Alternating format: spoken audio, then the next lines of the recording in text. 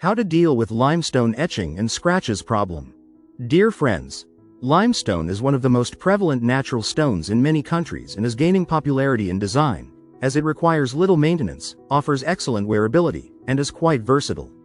Since it requires little maintenance, offers excellent wearability and is quite versatile, it is a popular and excellent choice for floors, shower walls, mantles, outdoor tabletops and kitchen countertops. While hardy, beautiful and elegant limestone is a calcite-based stone, making it vulnerable to etching, just like marble.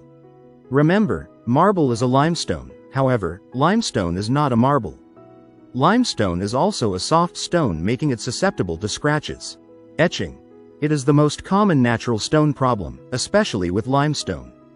Any acidic substance, tomatoes, wine, soda, vinegar, that touches your limestone will most likely leave a whitish, dull mark that resembles a water glass ring on a table. If the etch is really bad, you can actually feel it with your fingers. The solution. For light etching on polished limestone, you can remove the etching yourself with a mild etch remover paste.